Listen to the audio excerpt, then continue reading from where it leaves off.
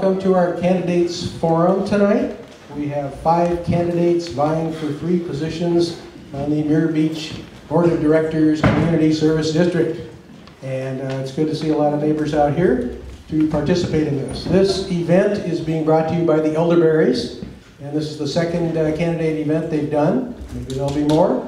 And they basically put this together and got a bunch of questions out ahead of time. Hopefully you saw it on the internet, or you got a thing in your mailbox, or next door, or I think, and Lori Peel's account.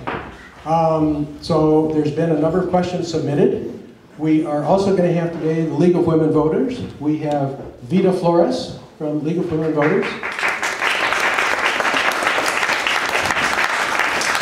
And basically she is going to sort of marshal this event and make sure that it stays on time. We're going to be done by 9 o'clock, which might sound like a long way off, but there's a whole bunch of questions that have come in and a pretty strict format. For example, the candidates will have they're having exactly 3 minutes to give an introductory talk. They have 1 minute to answer questions. So 2 minutes to answer questions? Yeah, 2 minutes to answer questions. Oh. 1 minute closing statement. 1 minute closing statement. Okay, there we go. Which I think is great because it's good training for the CSD. Maybe those meetings will go faster. It works for me. We have 5 candidates: Linda Gross, Layton Hills, Peter Lambert, Frank Schoenfeld, and Steve Schaefer, who most of you probably know. One big applause. Let's see, maybe just a logistic thing or two. Please, if you've got a cell phone, put it on vibrate. And if you want to talk to people during this thing, I would go outside and do it so you're not disturbing. Personally, I have not the world's best hearing anymore, so I'm going to also ask the candidates here, when you're talking, keep the microphone right in front of your face here. Hopefully I'm doing it right. When you turn your head, keep it with you like an ice cream cone, okay? And that'll help a lot. Not a problem. Let's see, what am I missing? Anything? There'll be a wrap-up. I think Vita will give us a wrap-up at the end, some things about what we've done. I think that's pretty much it go. Oh, yes, there are cards that were distributed for questions if you didn't get one online. So if you have something written on the card, raise your hand. Marilyn or someone will come and pick it up. Or they'll give you a card if you need it. Or they'll give you a card if you need it.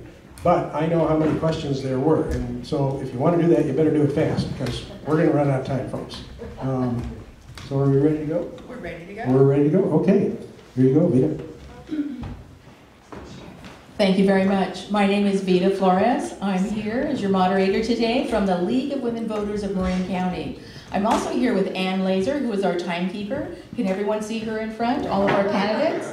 Okay, we're ready to go. We're going to ask questions and wrap up about 9 o'clock today. We'll have opening statements of 3 minutes. Our questions will be 2 minutes each, and our closing statements will be 1 minute. So just to confirm that. So each question will start with a different candidate. So we'll start on our right with Linda Gross. Okay? And here's the first question. First, the opening statement. Opening statement at first. We'll have our opening statement from Linda, and we'll pass the microphone to you.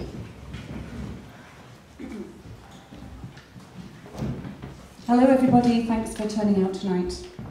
I'm Linda Gross. I've lived in Muir Beach for 15 years with my husband Matt Silva and Daniela. I'm a designer and associate professor at California College of the Arts, and I consult with companies like Levi Strauss and Patagonia on sustainability issues. I've served on the Community Service District Board for 2 years and on the Muir Beach Volunteer Fire Association for 3 years.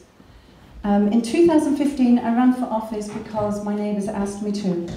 And as a designer who works in teams to bring ideas to life, problem solve and get stuff done on a deadline, I felt I had some skills to help Muir Beach take on some challenges that it faced. 2015 was a big year for Muir Beach. It was the first contested election in a very long time. We set a new all-time county record for voter turnout, which was 74%, and we ushered in 3 new board members. People turned out and they voted for change. So what was going on? The Sunset Way project at that time wasn't getting done. Residents felt pushed out, We didn't have the right people in place to allow community input and move the job forward. You might remember the playground project that overran its budget by $40,000. And residents were calling for more openness in accounting. The Fire Association, for example, wanted to be able to track that money raised for the department was actually being used for fire issues. So I ran on a platform, for want of a better word, for accountability, more people involved, and respectful conversation, if you remember. And I was elected in by the second highest number of votes of all 5 candidates. The new board quickly discovered that the district manager we'd inherited wasn't performing well. He had no contract, a minimal job description, no formal review process. So we developed those employment policies for the district, and we did a national search to find our current co-district managers, getting 2 for less than the price of 1 district manager in comparable communities. And we got expertise that no one single person could possibly have alone. So we're now set to manage the new firehouse, community centre upgrade, the Sunset Way project internally, saving money on hiring outside experts. We also completed 8 years of neglected audits and found that the water system was being subsidised by property taxes, drawing down more than $350,000 from the general fund. That's $250,000 that we could really use now to face the projects that we have on our plate. I'm completely committed to getting the work of the CSD done at the least cost and the highest quality, efficiently and effectively, and with community involvement. And with your support, I'll continue to move Muir Beach forward in another term. Thank you.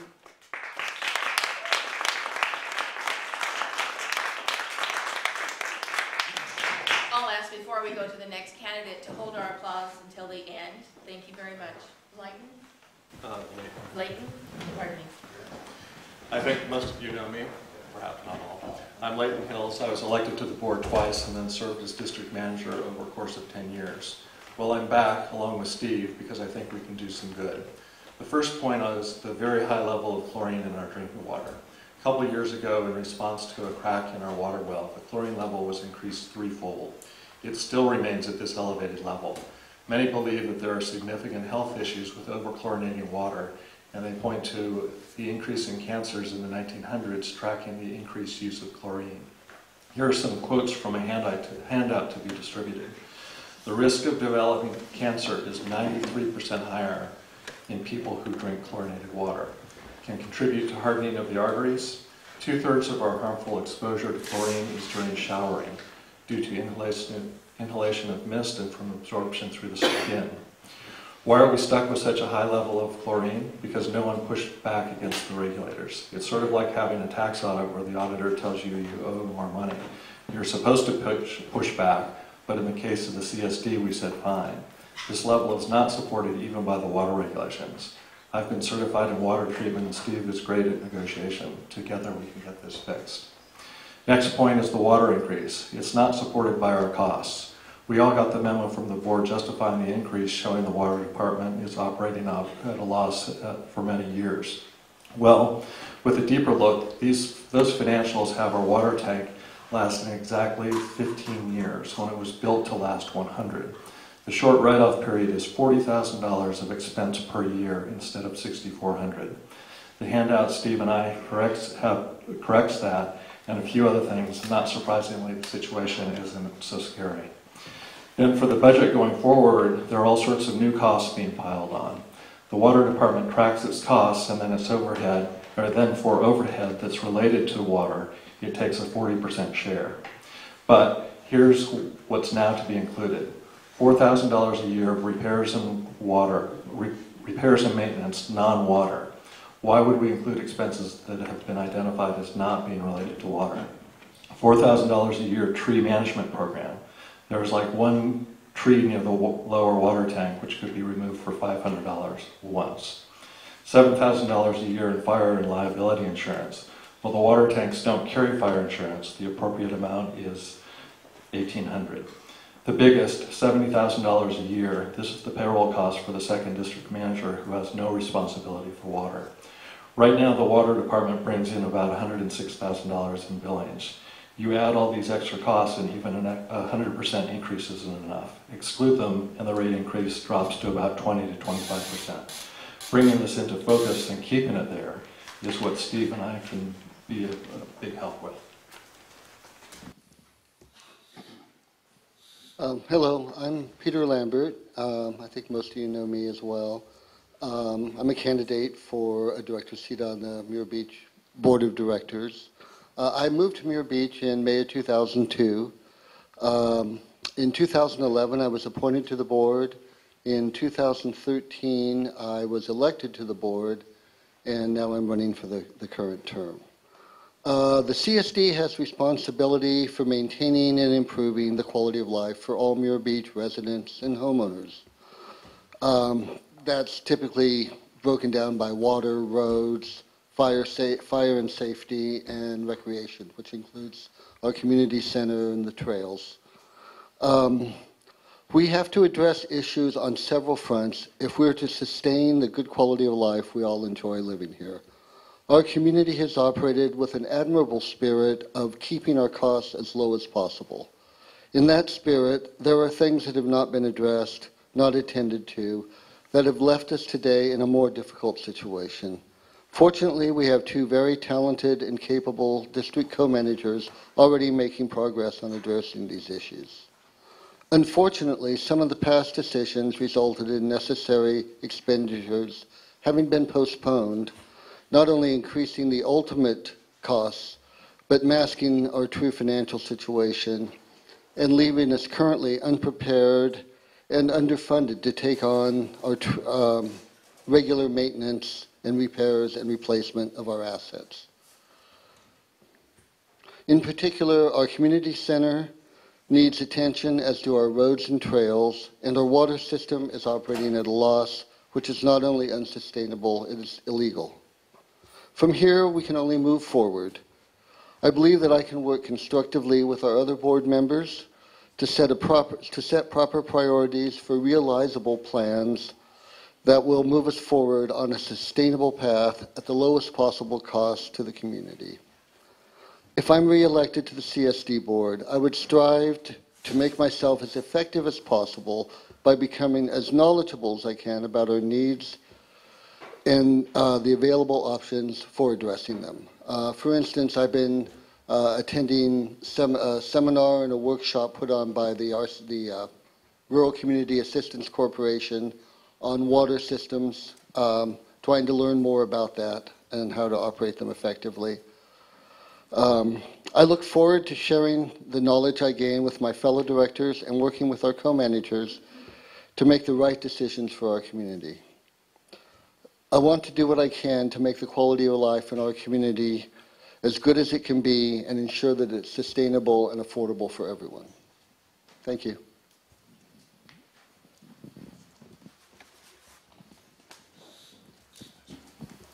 Good evening. I'm Frank Schoenfeld. My wife and I, Barbara, have My wife Barbara and I have lived here in Muir Beach since 1974. We raised our son here.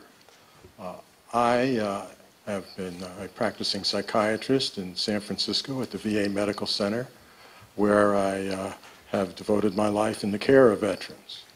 But in addition to direct clinical care, I've been involved in significant program development, program planning, and managing. And I have done this over many years. This involves a lot of management skills, including the building of programs through the program development, through high levels of organization, funding, which is obtained by way of grants. I've done much grant writing. And also important is to form collaborations with often disparate but organizations and people who have maybe different objectives, but to be able to get along together to reach a common goal. So I bring that experience. Now that I'm semi-retired, I've become more directly involved in our community's volunteer efforts. I volunteered for the facilities and personnel committees, and have experienced firsthand the value that these committees can bring to the community. and how impressive it is to be able to tap into the resource of our own community members who have tremendously talented and have been able to make tremendous contributions over this past year.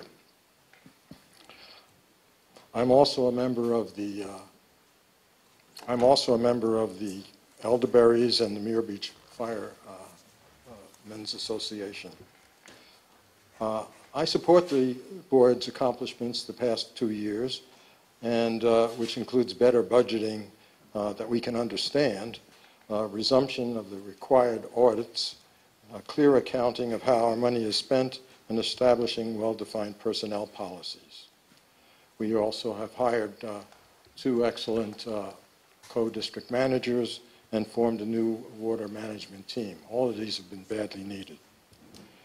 I have a history of taking on challenges, getting things done, and producing good results. I believe my extensive management experience in government at local, regional, and national levels, along with my volunteer services in our community, will allow me to make a positive contribution to the CSD Board of Directors.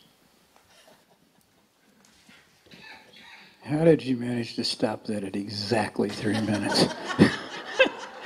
I'm watching her, I can't believe it. First of all, thank all of you for giving up your evening and coming out here this evening. This is a great turnout, and I speak for everybody. We really appreciate you guys showing up and doing this. I'm Steve Schaefer. I think everybody knows me. But I'm here tonight asking for your vote for 3 reasons. Number 1, and most important to me, is that I was asked. I was asked by a number of community members who feel like their voices aren't being heard and that the current board isn't acting in a financially responsible way. It's not an easy job to be on this board. It requires discipline. Discipline in limiting costs and still providing the community with the services they need and want. So the second reason I'm asking for your vote is to help the board control these costs. And it's also the third reason for me being here tonight, because for those of you that are here and subsequently the rest of the community, a better understanding of why the proposed 100% water rate increase is unnecessary and some new perspectives are needed on this board. Please look at the handouts that we're going to put out here. I think Leslie's got some now. That graphically show how the current board arrived at the decision to double the rates. I'll be brief because Mr. Smarty Pants Layton over there already did an excellent job of pointing out most of the ghost expenses which shouldn't have been in the proposal to start with. Remember the $4,000 for water repairs, not water, and the $4,000 for tree expenses, the $4,000 for website, fire insurance on a cement tank. These are things that shouldn't have been in that proposal.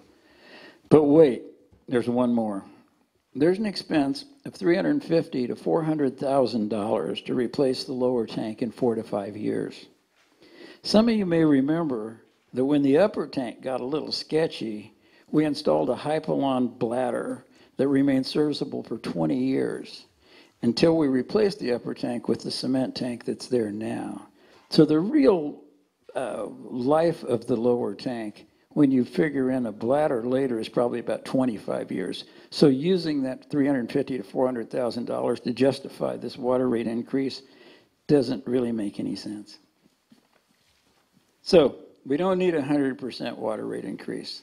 Let's use accurate cost accounting and set the rates in a more responsible way that reflects the true cost of providing clean water to this community. And cut cost. Should each household be paying almost $1,000 a year for a general manager? I don't think so. And finally, and I mean this board made it a policy to not let the audience speak before they've discussed an issue amongst themselves. Is that fair or even smart? In the old board, we let the audience speak first so that we could maybe learn something from them before we started talking about what our positions are. It sounds to me like that's way more fair and way more respectful for the rest of you. So thank you very much.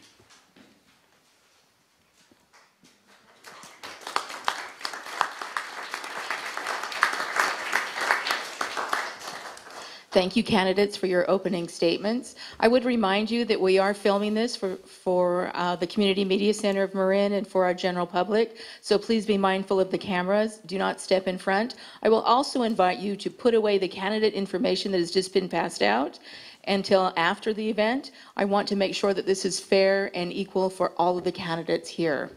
So you are welcome to... We'll go ahead and start with our questions. And we have many questions this evening, and our first two are about process. So if you don't mind indulging me, I will ask you just to have the first two questions at 1 minute apiece. Would that be okay with our hosts? Okay, wonderful. Let me put on my glasses, read the question. Our question will begin with Layton Hills, and then we'll go to Peter Lambert, Frank Schoenfeld, Steve Schaefer, and then back to the beginning with Linda Gross. In the last election, there was emphasis on engagement, transparency, and unity to bring a more civil tone to the board meetings. How can this be addressed and improved in the future? You have 1 minute to answer the question. Great. Well, Steve and I have actually talked about this before, because his comments about the audience having a chance to participate before the board makes up its minds, I think is the best way to get the viewpoints of the community into the decision making.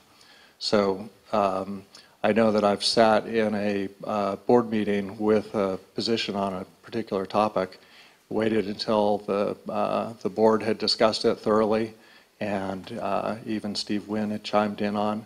And then when it came time for the audience, it was sort of like, oh, gee, if we had known that, we might have had a different sort of opinion.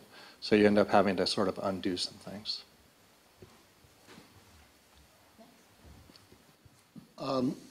Well, I don't disagree that we need to get more community comment on issues before we move too far forward on the board. I think that's a good point.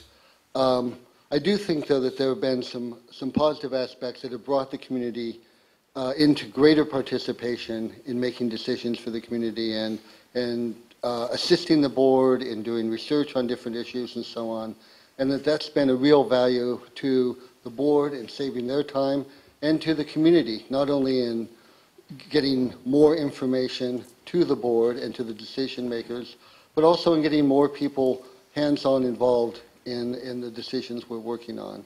And that's something I'd like to see continue. Thank you.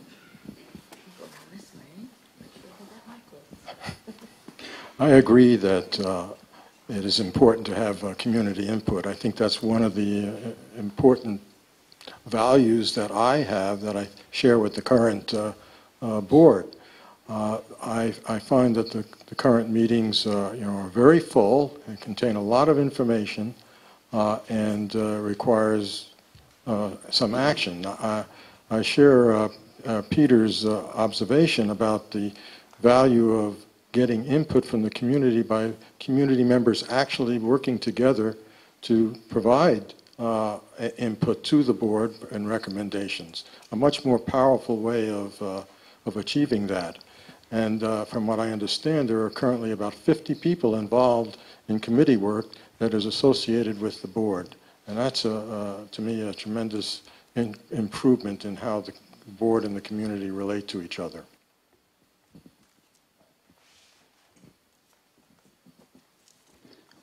Thank you. Well, I'm thrilled that everybody seems to like the idea that I said in my opening statement about maybe we need more audience participation by letting the audience speak first, which certainly makes more sense to me. I feel like that the current board is maybe being a little bit misrepresented in that I've been to several meetings and I have not seen this engagement that I'm hearing most of you talk about. It seems to me like that most often the audience gets cut off because there isn't time to hear what they have to say after the board's already had their discussion. So I think what we need is more community participation. I don't think it's all going to come from people who come to the meetings.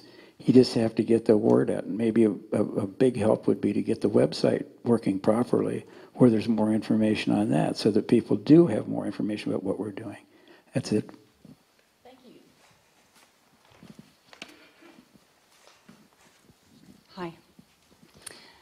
So I ran on having more community input, and this is a subject that's really near and dear to my heart.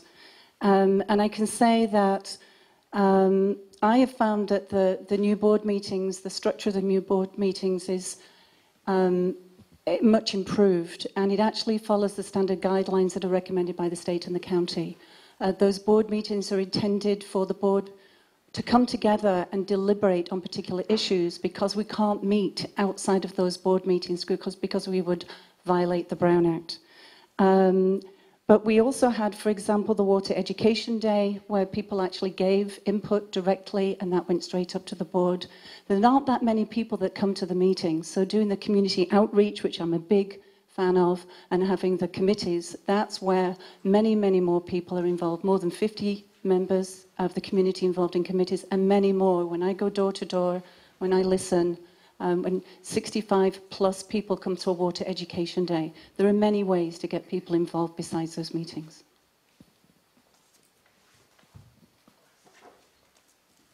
Next question for 1 minute each, starting with Peter.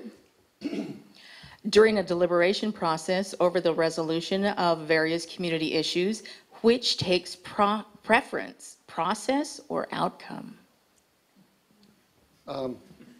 Outcome.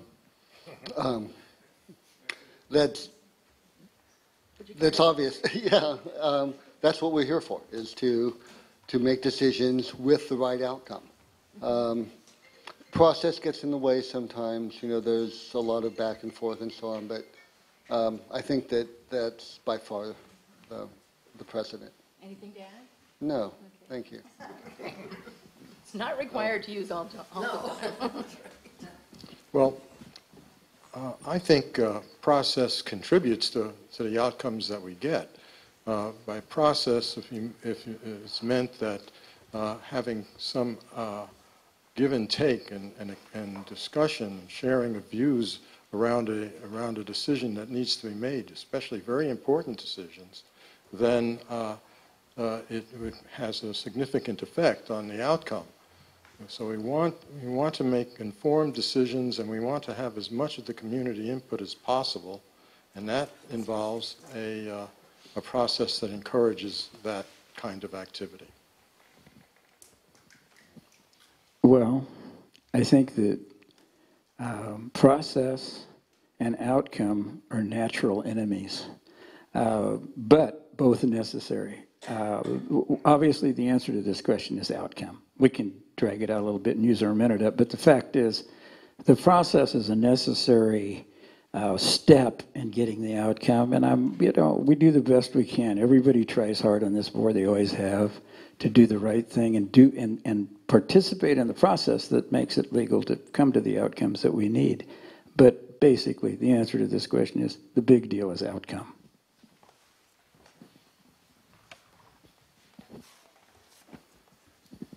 I would agree with the people on this panel here that outcome is clearly the most important, but as a designer, I have to say process is really important. And I see it as a funnel where people get more involved at the beginning, and the further along, and their concerns are part of what is considered right from the beginning. And as you get further down the line to the outcome, there's less and less process and more delivery. And it's a standard design process. And I would say lack of process or being blind to process can derail a project, and that's what happened with the Sunset Way project 2 years ago. Process. Actually, expedient process.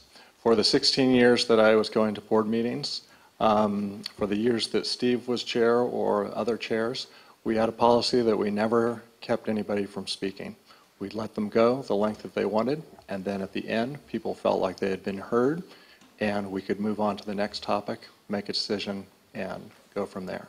So I think the process is important, that everybody feels like they have a chance to be heard, and that the meeting not get cut off, or not have limited time for everybody to talk because you got so many things on the agenda that you have to wrap up the meeting by a predetermined time.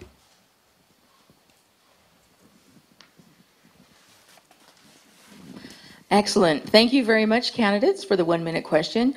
Our 2-minute questions will now begin with Frank Schoenfeld. Okay. How do you feel about encroachments on CSD land, and in particular the easement to Little Beach, that has become so restrictive that not even the smallest of boats can be launched easily? If elected, what will you do to maintain our current land and the right-of-way to the sea? Well, I'd answer, that's asking for a very specific easement, which is, of course, a vital one because it's right there to Little Beach, which is one of the main accesses for us as a community to get to Little Beach. We do have a easements committee. Mr. McKenzie is heading that up. And so the issue with easements is not just that, but all of the easements in the community. And I've heard different opinions about how easements should be handled. Some people want them more restricted, others want them more open. So it's not an easy question to answer for the community, because I think we need more of a consensus on each easement as to how it should be handled. But as far as Little Beach is concerned, if that is an easement, and if it is encroached upon by the owners of property that are adjacent to that easement, then that would be a problem, because that particular area is so vital to our access to Little Beach. Well, I kind of like to think of it, there's easements and there's easements, because we do have easements in the community that have been ignored for a lot of good reasons. There's an easement that runs behind Brent and Julie's, and Dave's very familiar with this. But in the past, when the board made an effort to open this up, and the Park Service opposed this dramatically, they said that they did not want an easement that opened a thoroughfare up to the overlook. But for whatever reason, at one point, this easement got opened up to the public and was made much more available than it had been in the past. They have to be left open to the public. You can't put a fence up and close them. Les Smith tried that at the bottom of Cove Lane, and actually I think there was a legal action to have him remove the blockade that he put up. So in any case, going back to the other easement that I was talking about, there were a number of break-ins, and there were problems with people who shouldn't have been there, who were using the easement for all the wrong reasons. So we took the option of keeping it open and having a sign so that the community knew how to get there and use it, but we didn't encourage people from over the hill to use that easement because they abused it. As to the Cove Lane, it's a difficult situation because all of that's private property down there. There's certainly an easement along the beach, which I don't know if anybody's ever encroached on as far as the Gronemans or all the people that own that property along the top. I don't think that's ever been a problem. A big problem has been the Cove Lane itself, where it goes to the beach, and where the people used to keep their boats until they had to move them because they were on private property. So there's really not a lot of change that's going to happen that I think it will happen with the easements, and nor do I think is really needed.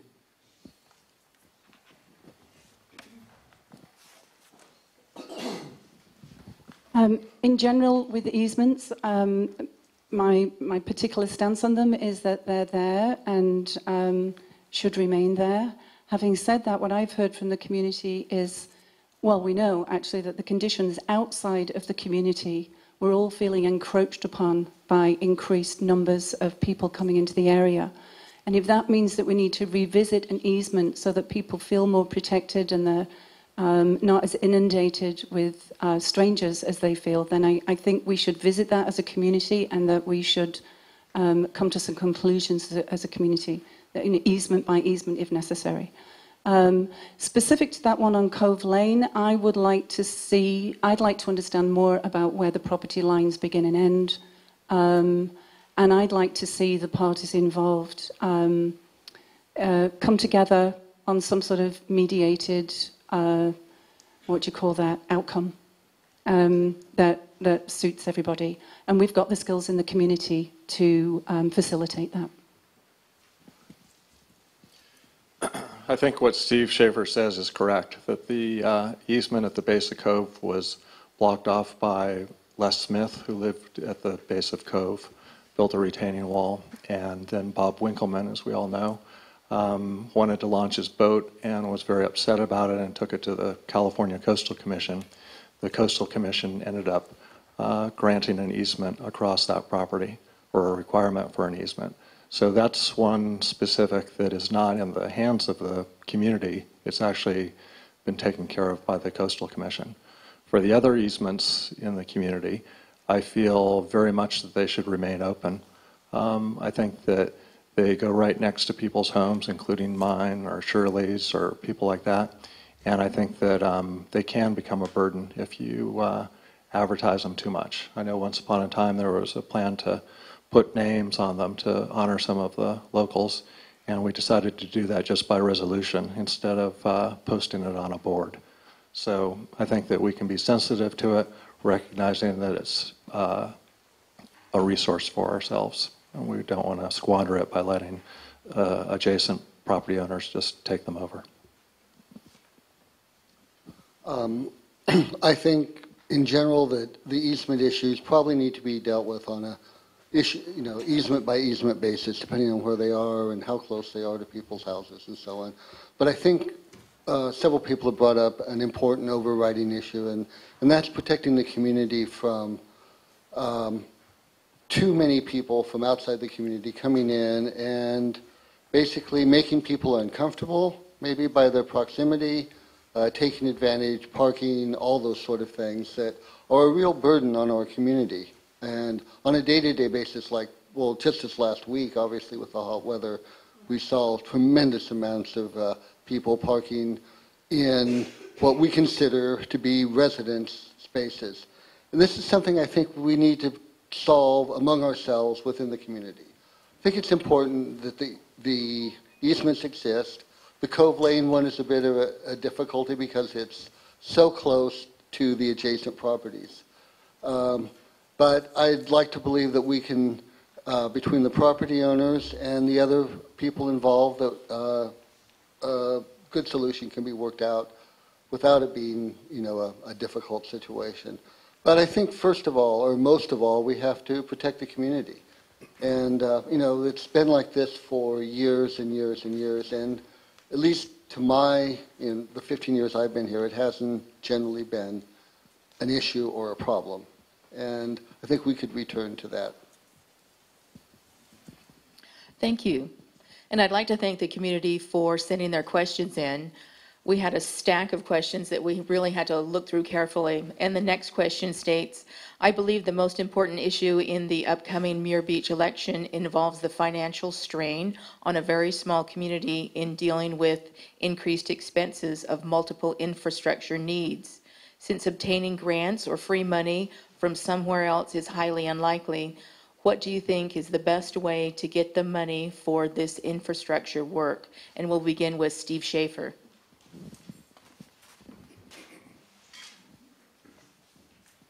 I'd rather not been first on this one. Well, I think that, I'm trying to think of a good way to put all this together. As was said in the question, we're not going to get money from someplace else. When I started with this CSD board 29 years ago, we had $33 in the bank. I was with Leva Wine, Franconi, a bunch of people you all love and remember. They were really great people. But we had $33. And then I left this last board with $1 million, just right at $1 million. So we can raise the money with adequate financial overlook and not having a lot of extra expense. Like, I'm a firm believer that the idea of having 2 general managers for $100 and some thousand is just not something that should work for a community of 150 houses. That's almost $1,000 a house per year is what you're paying for district managers. Layton did it for $55,000 after he'd done it for a number of years for $24,000. Maury Ostroff did it for, I think, $24,000. And he said that most of the time he did it while he was watching television. So I think, you know, I think there's better ways to handle the money we have and increase our overall picture by just being more frugal with our money and not spending so much of it. It's going to take some more volunteer work. The board that comes in is going to need to step up to the plate and do some of this work themselves. You can't give it all to committees that are going to then ask the general manager for help, which is going to cause an overload on the general managers, and you're going to end up needing 2 of them. And that's not the way this should be run. We're a small community, and we shouldn't be there. Stop. Oh, I thought...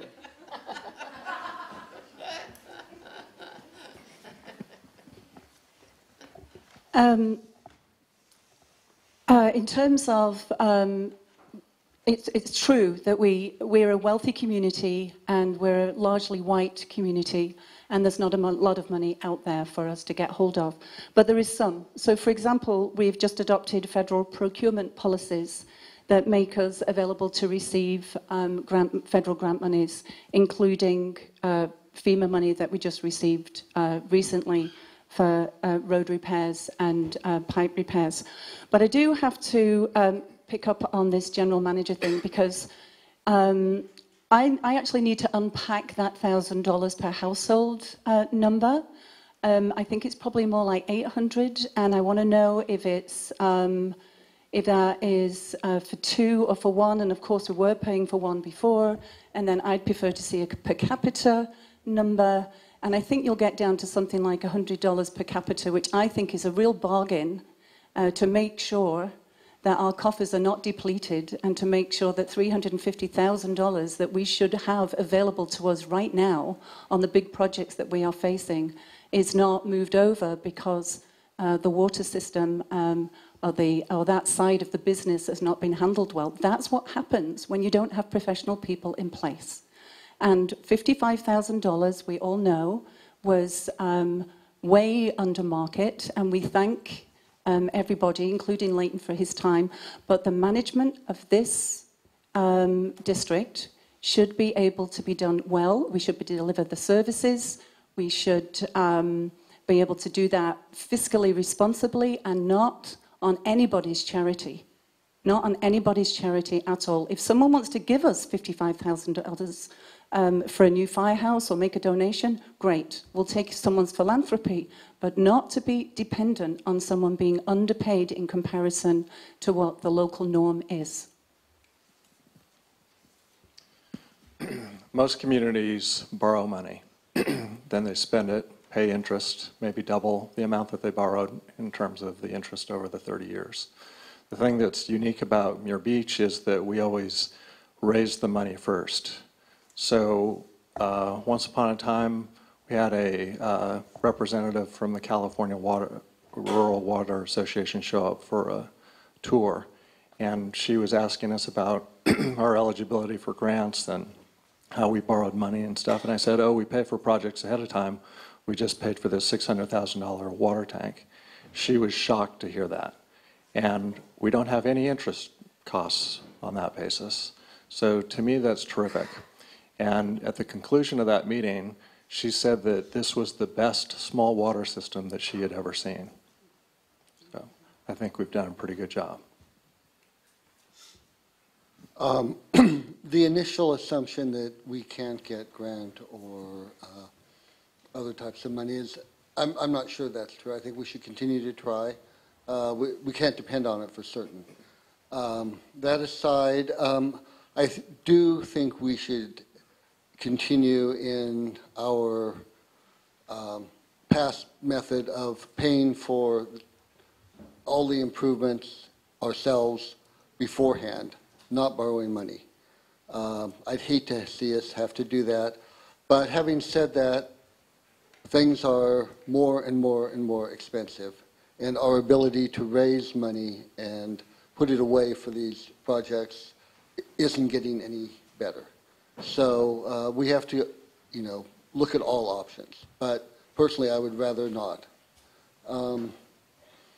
And I think that there are a lot of things that we're talking about doing, all of which need doing, but not all of which need doing immediately.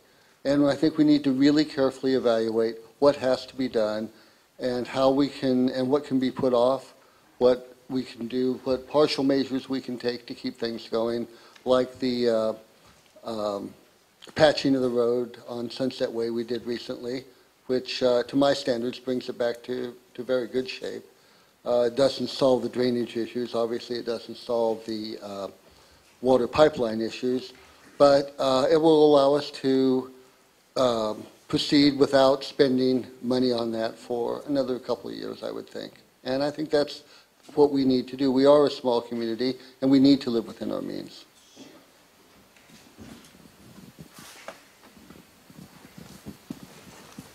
From my reading of it, we're faced with a significant outflow of expenditures on projects that are being proposed, some of which are clearly needed, like the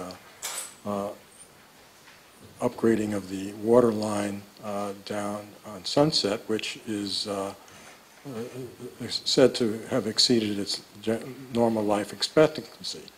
So that in itself is a significant amount of money, plus, of course, the road project on top of it. I would say that even with the frugality and the saving of money that we have in our accounts, our financial situation is going to be significantly stretched if we want to move ahead with the projects like the Sunset project. We have projects that we have to do with the community center that are absolutely necessary, like seismic upgrading and doing repairs that will just keep the community center from further deteriorating. And, of course, also on the horizon is the building of a firehouse. Now, there are monies set aside by the Fire Association, but that's not nearly enough to cover what we would project would be the cost of a firehouse. So there will need to be ways in which to either finance money or raise money. I agree with Peter that I wouldn't give up on the idea of grants. We have a lot of talented people in this community who have made a life of grant writing, and that we need to be out there looking for ways in which we can fit the grants to shape the nature of our community to be able to meet the request for proposals. So we certainly want to give that a significant try, because we are going to be faced with a real stress on our finances. Okay, thank you, candidates. Now we're back at the top of the batting order, and we'll start again with Linda Gross. Okay. What is your opinion on the use of unelected subcommittees in dealing with Muir Beach issues? Do you think the use of unelected subcommittees should continue? Unelected subcommittees, meaning the committees and the ad hoc committees that we have. Absolutely. They're actually recommended by the state and by the county for small districts like ours. And if you remember, if you were here when Supervisor Verdoni came, he also said that small communities who were very effective actually use committees to get a lot of work done. Just to clarify some things, it's true that residents, general residents in our community are not elected. There are 5 elected members to the CSD board. And the committees are responsible to that board. So they go off at the direction of the board. There's typically a board member or even 2 that are part of that committee. They do research, deep research, often hours, days of work that lifts the burden off the board and off the district manager. And then they come back and report in on recommendations to the board. And then the board is the one that has the authority to take those recommendations to inform policy that they pass. It's like the difference between wading through thigh-high snow and gliding along on a pair of cross-country skis. You're basically doing the same work, but much more effectively and much more efficiently. I think committees are great from the standpoint of accessing the talent that exists within the community. The problem with many committees is that they are staffed by the people who have the axes to grind. That I can remember years ago having a tree committee. We had Hester on the committee and we had Fred Tall, a guy who had never seen a tree he wouldn't like to prefer to see as a stack of firewood. They never got anything done. So I think committees have to be assessed periodically for their effectiveness. I think some committees have been terribly effective, and I think other ones haven't been. They're ad hoc committees. They're supposed to be of a limited time frame, and I think that when they're assessed for their productiveness, they should then be either continued or wrapped up. And I think that the most important thing is that the board, at the conclusion of a committee, actually make its own decision. Lots of times people on the board, and I've seen it myself, end up saying, well, this has already been decided by the committee, so who are we to, change that decision? But I think it's important. They're the elected people. They're the people who don't have access to grind. And so I think it's something where relying on the elected officials is still terribly important, recognizing that there's a lot of talent out there to be tapped into. Well, I'm a big fan of unelected committees, as we're calling them now. I started out, as those of you that come to the board meetings probably know, as a unelected committee skeptic. I didn't really like the idea. I didn't see the need for it, but I've seen their effectiveness, and I've seen it draw in the talents and skills and intelligence of this amazing community and get people involved, and I think that's really a great thing. I think we've all benefited from it. People, it's true what Leighton says, you get people to some degree that have not necessarily an axe to grind, but an interest in something. There was the Trails Committee, various other things where people just want to help out. They find something that's important to them, and they want to contribute to the community, and they're a very good way for that to happen. The board benefits by the increased knowledge that's imparted to the board from the committees. Our district managers definitely benefit because it saves them time from having to do some of the tasks that the committee members are doing. So I think they're a positive, and I'd like to see continued and more use of them.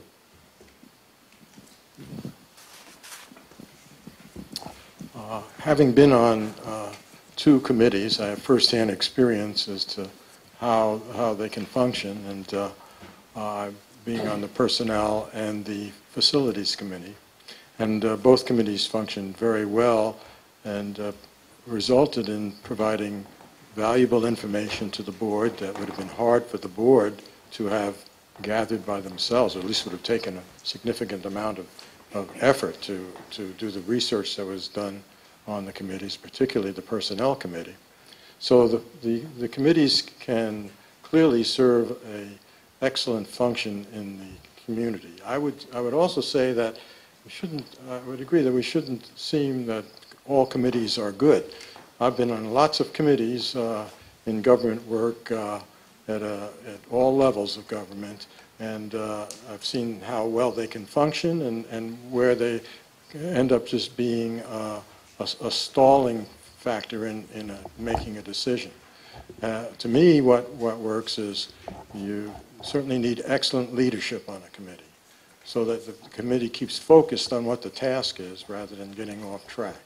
And you also need committee members who are dedicated to being having an objective way of looking at the issue and not being an opportunity to lobby for a certain self-interest. So committees, I think, can be very valuable. They have to be looked at carefully as to how effectively they're functioning. And as with the Personnel Committee, once they've done their job, I agree, they should be discontinued. First of all, I have a little problem with unelected committees. Is that what we call them? I mean, I think they should be called undocumented. Not really. All right. Committees serve a purpose. One of the things I think that is not a great idea is to have two board members on a committee. And this board has done that several times, and I think we did it in the past as well, and we agreed it was unsuccessful. Because if you have two board members on a committee, you don't need anybody else. There's no chance that anybody's going to go against what the two board members are going to vote for, because they're the two board members. When they get on the board, they're going to probably bring their point to the board more forcefully than the other committee members. So I think one board member on a committee is a necessity. I don't feel like we should have so many committees as we do. I think that's a mistake. I think that you can have them, and they are effective. I agree with Frank. Sometimes they can stall things rather than help things. But one of the issues with having so many committees is we have to pay for them, in that they're going to need information from the general manager, and it takes general managers time to get back and give those committees the information they need. The board is a little more qualified to act without so many questions to the general manager, usually. That's why you elect a board. You elect the people you think are going to be able to effectively govern, and not the committee. But I do think there's a need for them in some instances. We used a personnel committee when we hired the general manager. We've done it in the past a number of times. Matter of fact, we hired a lot of general managers using a personnel committee. So they have a place. They should be abandoned when they're not useful anymore. And that's that.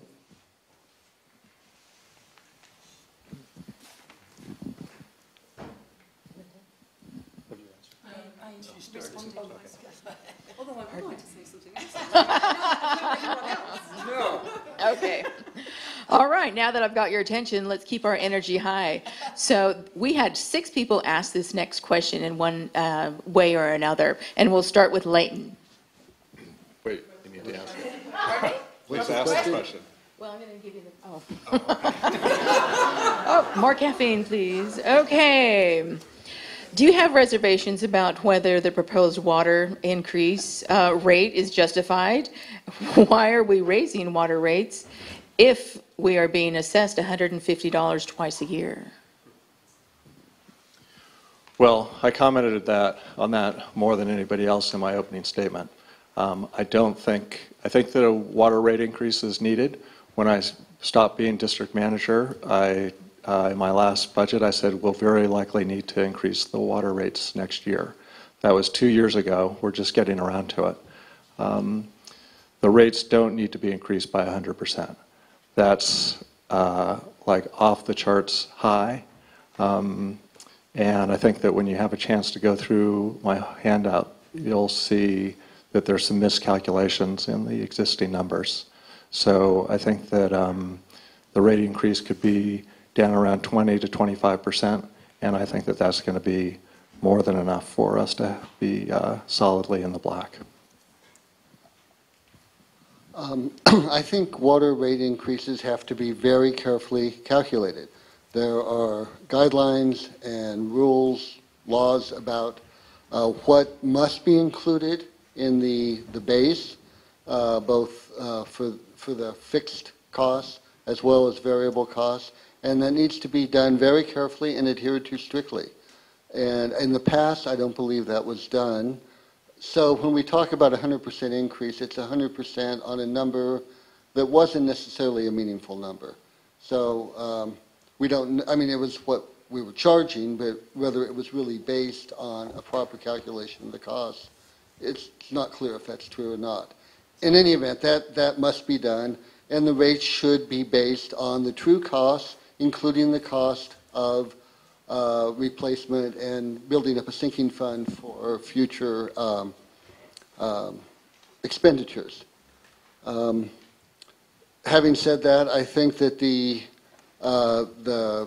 work done to establish the costs for the water system have been done with the best of intentions, very carefully. We appreciate that other members of the community are interested in, looking at it and making sure, but I think we do need a water rate increase. And from what I've seen, I believe that the $25 a month increase is appropriate.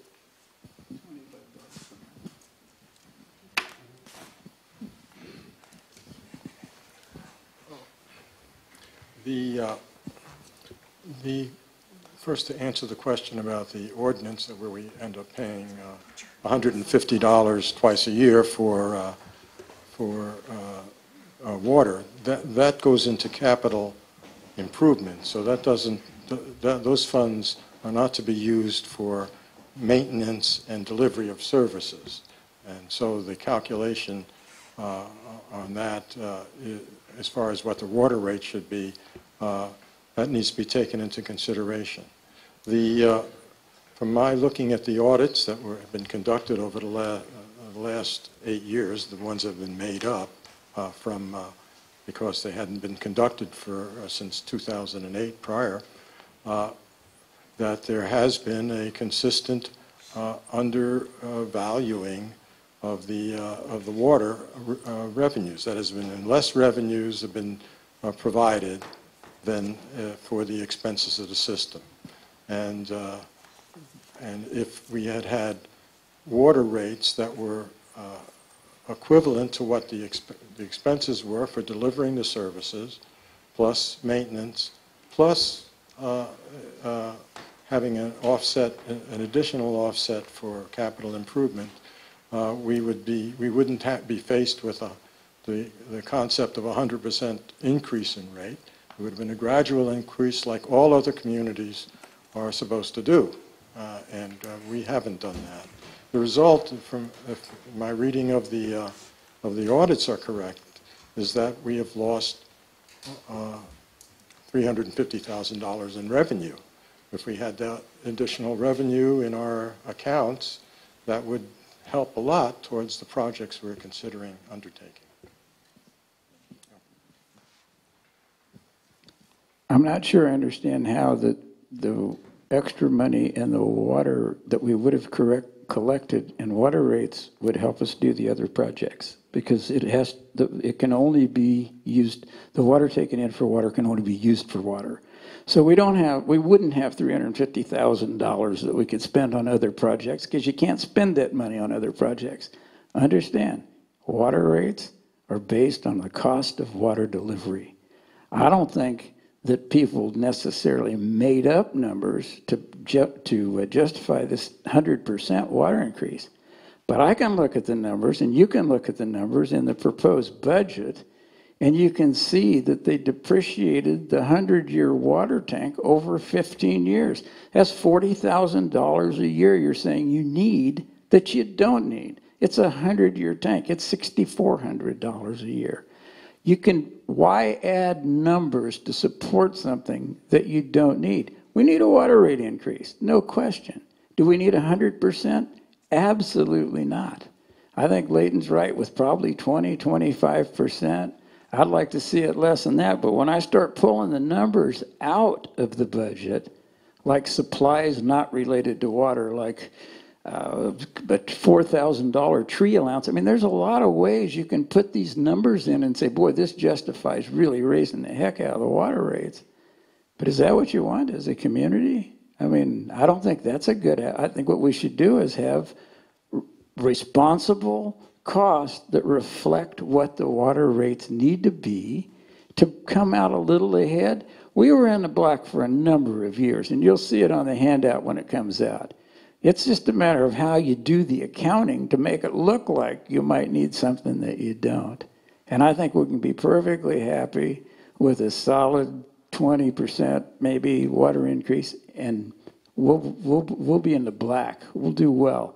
But this 100% is not going to happen, I don't think. I think it's a bad plan.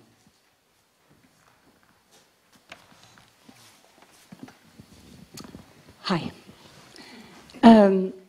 So the reason that we have a 100% water rate raise now is because we haven't had any water rate raise for the last 7 years.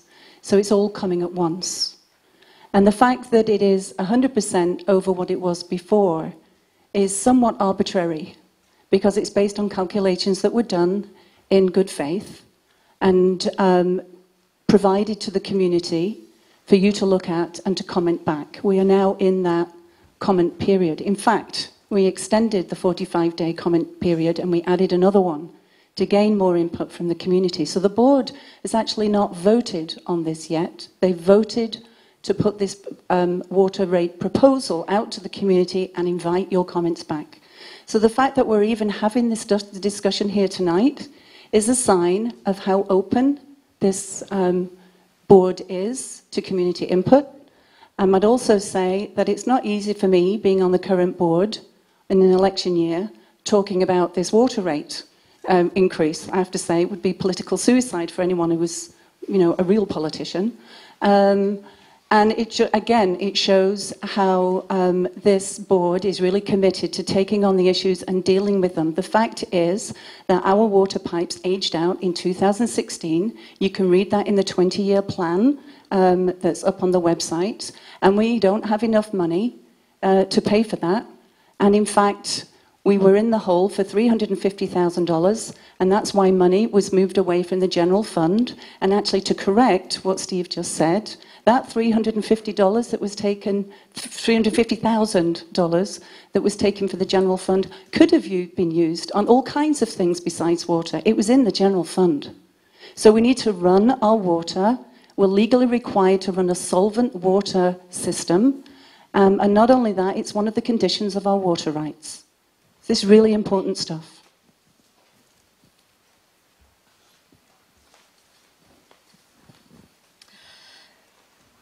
This election is for a 5-year term.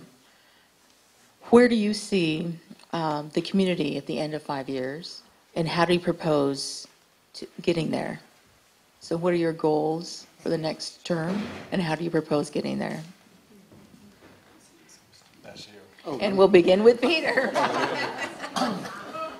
Well, I hope 5 years from now the community looks very much like it looks today.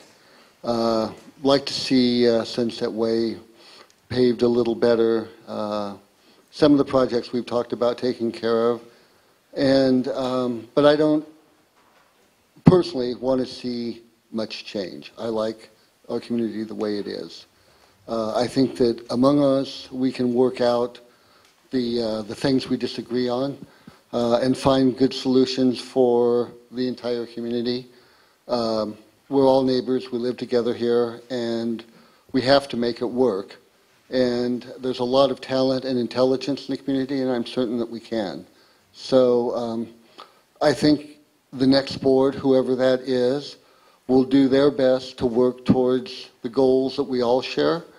And hopefully in 5 years from now, we'll see a lot of those realized.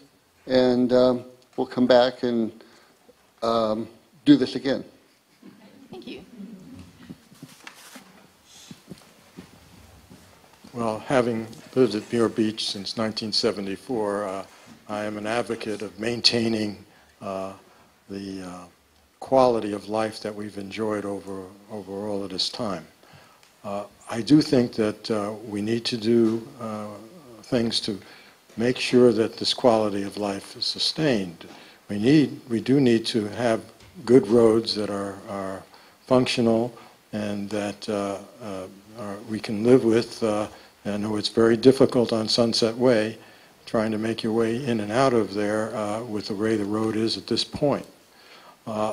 Also, we need a firehouse. Our current firehouse is in an area where it would be vulnerable if there was a disaster like a tsunami. So we have a location up on top near the overlook, and we need that firehouse. So I'd like to see that, certainly within this period of time.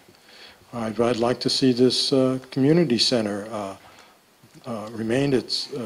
maintain its current quality, but also to be structurally sound. It's going to be designated as a disaster center. We're going to put in a generator so that in the case of a disaster, it will be useful for that purpose. And it needs a seismic upgrade in order to be functioning like that. So there are many, other issues that face the community that go beyond the board of directors' domain of responsibilities that can affect the quality of life. People have talked about the pressure of the outside world, which has found us for sure. and how do we govern that in a way that we can feel like we're welcoming and yet not yet overrun. And there are a lot of forces at play that we have to be smart about in taking advantage of our abilities to do that. Well, much like all of you, I love this community. I love the way it is right now. I don't want to see much change. 5 years from now, I'd be absolutely thrilled if we were all still sitting here. I would really appreciate it if there was something we could do about the fact that we're this paradise little island, and the bigger everything gets around us, the more of a problem we're going to have. We're going to have issues with Highway 1. But most of that they aren't things that we can do anything about. What we can do things about is how we work together. How do we relate to each other? Do we keep this a community that's really, really a bunch of people that love each other and show up at community events, and we have our quilters, and we have all these wonderful things that no other community has. We have our own fire department. I mean, this is a pretty spectacular place. So if we could keep it this way, I'm absolutely thrilled. But I wouldn't like to see us get into things where somebody keeps correcting me about my numbers. Because that $350,000 is really an arguable number based on the numbers you used to get there. And I just think if you see the handout we're going to put out, you'll feel more like maybe that's not the real number. But anyway, you corrected me. I'm trying to be civil. No, I'm really easy. I'm good at that. Anyway, answer to this question. We got unbelievable pressures coming that are going to be a lot worse than what we're seeing now. Climate's changing. There's a lot of things changing. But we can still love each other and treat each other with respect and keep this the best community that we could ever possibly hope to live in. And you guys are the ones that make it that way. Thank you.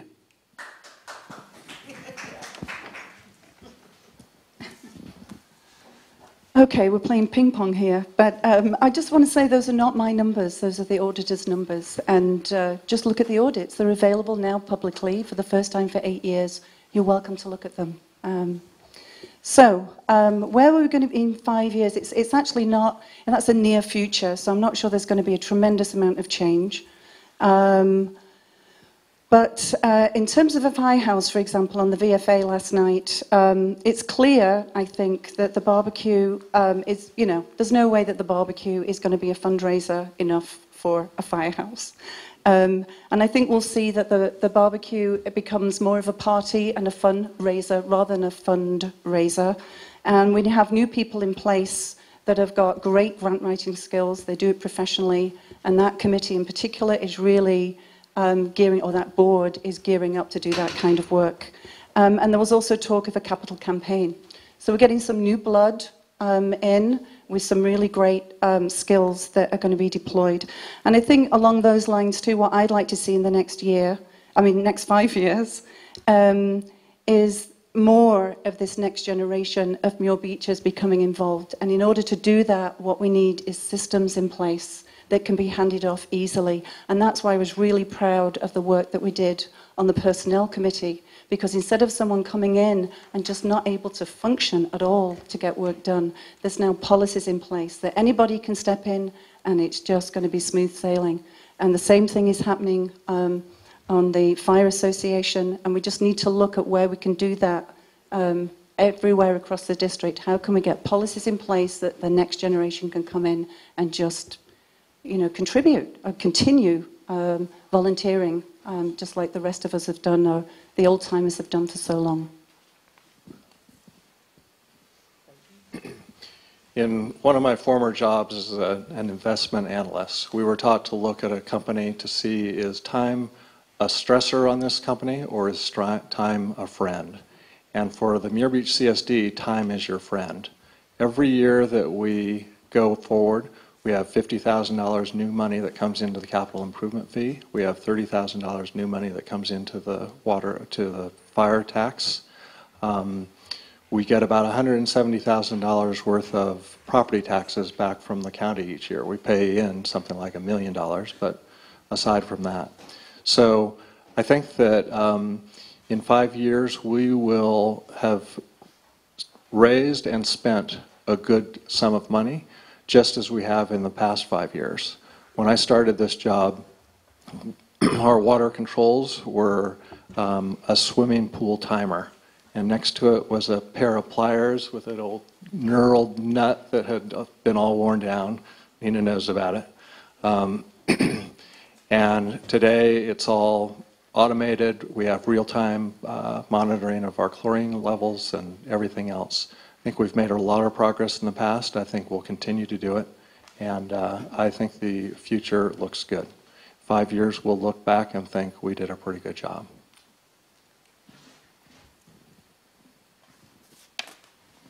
Thank you. Our next question will begin with Frank. Okay. Do you agree with the current board's decision on hiring 2 part-time general managers at the rate of $55,000 annually? Or in your opinion, does the workload only require 1 general manager at $55,000 per year? Well, just to start, yes, I do agree with the hiring of our 2 excellent co-district managers. This was not arrived at easily. There's a period of 1 year where we had a district manager who was hired and on the understanding that he would be working on a half-time basis. But it became quite clear that this was not working for him or the community. There was just too much for him to do. And a lot of it had to do with making up with straightening out some of our budgeting issues and, of course, the audit issue. And with just trying to get things started with all of the projects that we had. So by the time we got to the point of considering a full-time district manager position, we had the experience of a year knowing that this is what was going to be needed. It wasn't a casual decision made on the basis of just some kind of projection. Also, our current district managers bring together an exceptional set of skills that are complementary to each other and also overlap, providing backup for each other. And one of our district managers, Mr. DeGroot, has enormous experience managing facilities and in contracting. And I think his abilities will help us save money as we go through the phases of trying to get these projects that we need to do going. So I think it's an investment that is very well worthwhile. I love this idea. Not really. I don't, as I've been very vocal about so far, I do not think we need 2 general managers at all. And to go back to Linda, you were right about the $800. So, I mean, when I said almost 1,000, but you were correct. It was $800. $800 per household for a general manager is just, to me, insane. I think it's a great, I love this theory that you can hire somebody and pay them $55,000, $60,000 a year, and that they're smart managers and they know how to do contracts. But if you don't have the money to do the projects, shouldn't you have hired them after you had the projects in place, or you had at least some schedule where you knew when you were going to spend that money? Because right now, we don't have a lot of money to do some of these projects that are going to be expertly managed. And I don't have any doubt at all that the other water manager that was hired is a terrific guy and a great person and a solid, good financial guy. But I don't think we need 2 managers. I don't think we ever needed 2 managers. It may be more than a part-time job, or maybe more than a 20-hour job. Maybe it's 30. I don't know what the current numbers are, because I don't know how much extra work the board has put onto these managers. But I'm absolutely convinced that we can, as we have for years and years and years, do very well with one manager. So I do not think it's a great idea. No, thanks. I'm going to repeat myself a little bit, and I'm maybe going to say this 2 times. We got 2 general managers for less than the price of 1 in comparable districts. We got 2 general managers for less than the price of 1 in comparable communities close to ours. The norm is a little bit more for 1 district manager, and we've got 2 of them. And we've got skills in those 2 people that you couldn't possibly find in just 1 person. So what we're talking about is bringing up the district to norms. $55,000 for a manager before, we know was under market. And again, we thank people for their service, but we shouldn't be dependent upon someone's charity. We need to run the district professionally. These 2 are professionals. They're covering everything from water and finance issues, all the way to actually getting the stuff done. Just in a conversation today with Mike on the road, something like $200,000 that he's already saved just with the tacit knowledge of not having the breakup of the road carted away, but having it ground up to be part of the filler under the road. I mean, these are people, I mean, for 30 years he's been working on this kind of a project. We've got real professionals here. This project is not going to get stalled. It's going ahead, and it's going ahead really well and really professionally. And then talk about the other projects and the managing of the water, or the filing for grants, or whatever it might be. Getting those pipes that aged out in 2016 done. These are professionals. We've got $2 million houses now. This is a different kind of a community, and we need to be professional at this level so that we can have fun culturally and at our barbecue and in funky ways. But this can't be funky stuff. I did the job for 9 years. Maury did it for 1 or 2 years. It never took us full time. So I don't know what the contract requirement is right now for the district managers, if they're required to work full time or part time or just what. But I think collectively it doesn't take more than 40 hours a week. I think it's probably significantly less than that. That said, I think that we probably have some great skills. I know I've worked with Mary closely, and I think she's terrific. I've known her from her days up in Marshall as well. She's done a great job up there. I think I'll take this moment just to comment briefly on the audits. When I was district manager, we were the first board who had gotten 3 audits done in more than 10 years. It was very expensive, and it was like $18,000 a year. And so we set about streamlining our procedures and scanning everything and preparing for the next one. And we ended up getting a proposal from a company to do the remaining years, which was like 7 years, for a total cost of $10,000. They were set to go, and it was tax time, and they said, well, we can't do it right now. And then that's when I stopped being district manager. We gave that information to Bill Hansel, and he chose another auditor that ended up costing a lot more. So don't think that the project was neglected. I think we laid a lot of the groundwork for the current audit. I do think that the current audit has not been looked at critically. I think that they didn't look at what the depreciation schedule was given to the auditors. They used a depreciation schedule as if the new water tank was a steel tank, not a concrete tank. That throws off all the numbers in the audit. There are other categories that are way out of line. Anyway.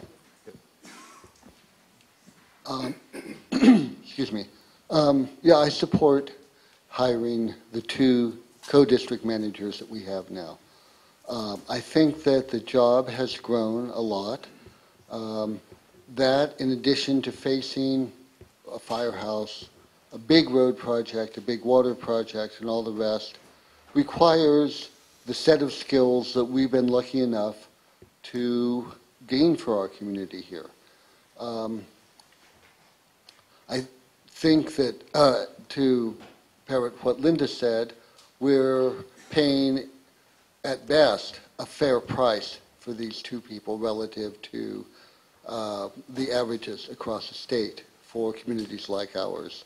And we're getting more than a full share of skills for that money. And I think we should consider ourselves very lucky to be in that position. I think that the job, with all due respect, Leighton, that the job has grown quite a bit since you had the job, and that we need more time and more skills in a broader area than we used to have. And I think we have them now with these two co-managers we have. So yes, I don't remember exactly what the question is, but I'm fully in support I'm sorry, of having the two managers now. This is an excellent community, and with 5 candidates, it's easy to forget the question. I've done it myself. Okay. The next question is for Steve. The population of the community is aging. Would you be willing to support financially various programs for this senior population? I got to say, at 75 years old, I'm probably have a conflict of interest. I don't know exactly what kind of programs we could put in place for the aged, as I hate to be called. But I do know that Harvey is really, really interested in having some kind of a building where we could go to, and the old guys and women could have lunch and stuff. I don't know. I don't think so, though. To be honest, I don't think there's a lot we can do. I would hope, and this is contrary to a lot of the way I feel right now, but I think for the future I have to look at this. I think we have an issue that eventually we may have trouble getting people to be on the fire department. We're getting to be a very expensive community, and just $2 million for a house, you're not going to find a lot of people who want to volunteer to be on a fire department. So maybe an answer, one of the things we're going to need to look at sometime is hiring a couple of EMTs in a truck to live out here. And maybe that's a thing for the people that are getting older that makes a lot of sense. A couple of qualified people, a couple of really good EMTs, guys would have a semi-ambulance, and if we need them, we can get them, because they could staff it. You could have maybe 3 people and 2 people, whatever, and they work each part-time here, where there's somebody covering this area 24/7.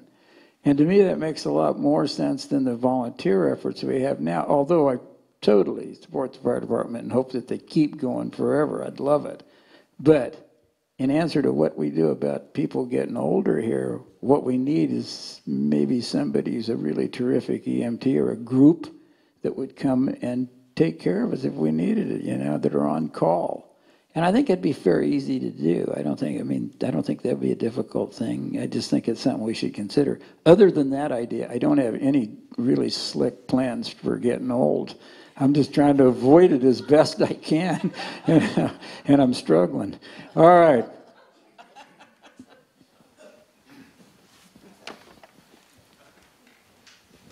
Well, I'm really put on the spot in terms of ideas. I think that was a great idea in terms of, having professional EMTs and so on and so forth. I can see the writing on the wall also regarding the volunteer firemen, and, I could imagine that it's not a volunteer one, actually, in the not too distant future. And surely that would benefit all of us, including those that are older. And I think I'd want to hear from our elders, residents, as to what specifically they have in mind, and really draw from the community, and then, flesh that out and really, have that inform a decision that the board might be able to support. I'd like to just know more what's on people's minds. It was a bit of a broad question.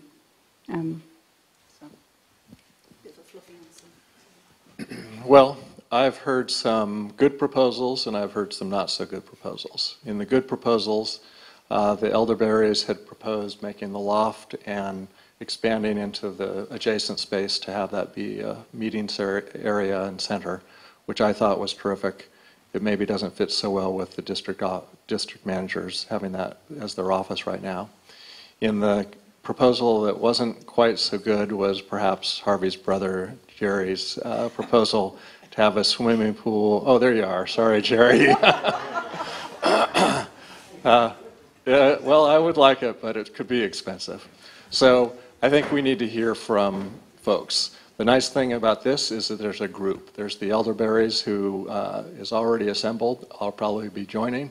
And I'd say propose the ideas and let's see if we can do something like that. Well, I'm an aspiring elderberry myself. Right now, I think we have such infrastructure needs that we have to place those first to keep this community working. Those are the most important things that we deal with. Having said that, we have to deal with the needs of our community, of our residents, and do everything we can to support the community's needs. I think it's important to me personally to keep the people that have made this community the wonderful place it is here and make it a good, viable, safe place for them to live. Having said that, can we spend the community's money doing that? I think we can take little steps, like Leighton said, the converting the loft here, things like that. But we have to have, I think, a community consensus if we're going to take on bigger projects. It's a difficult situation that I think is particular to our community because it is aging. They're all aging at the same rate, but ours has A head start. has a head start. Yeah, well put. So I think it's something that we're going to have to deal with in the future. But I think first and foremost, with community funds, we have to deal with the infrastructure needs of the community. Well, as the youngster on this board, I don't have as much of a conflict of interest in what I have to say.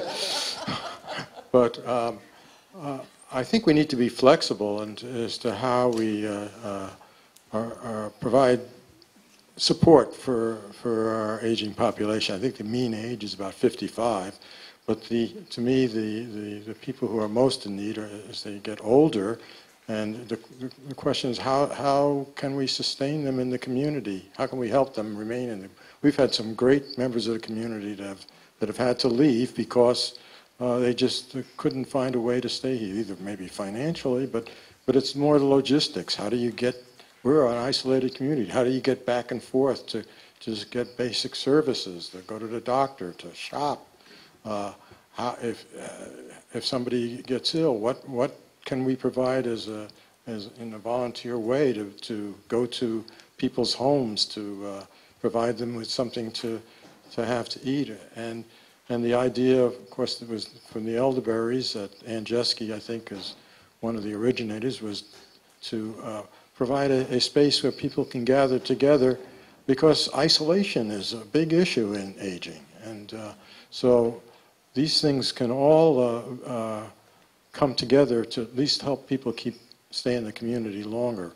I have a friend who's has a dementia. Jerry knows him. I bring him out to the community here to keep his life richer. But I tried to get, he tried to get a whistle stop to drive him out here. Well, we don't do Muir Beach, they said. Well, I think we could probably lobby Whistle Stop and present a case to them that we deserve their services as much as anybody else in Marin County. So I think there are things we can do if we're alert to it. Also, one thing that seniors have going for them, there's good pathways to getting funds for seniors through government agencies, and that should be looked at. This next question, if you will indulge me, will just be for 1 minute, but I thought it was interesting. We've got $900,000 in the general fund. What's the problem? How much money do we need? And we'll start with Linda.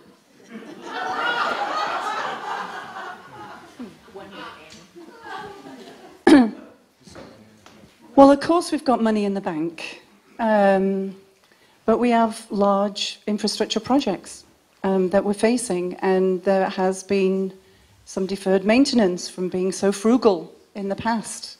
So, you know, I'm a working class Northern English girl, and I know about what, you know, getting the good life on a shoestring budget is. I've done it all my life, and it's one of my mantras, and I definitely bring those values to the board.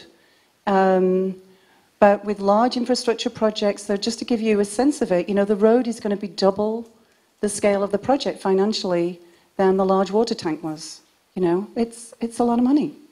And $900,000 isn't enough. I mean, $1 million sounds like a lot, but it's not enough. So we need to be putting things in reserve and planning for the long term and fundraising for the rest, and really looking at finances over the long term and getting stuff done earlier, you know, perhaps low interest loans, whatever it might be.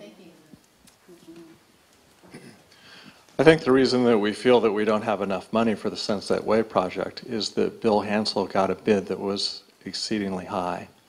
When we were working on the plans with ILS Associates, they did an engineer's estimate, and it came in around $800,000.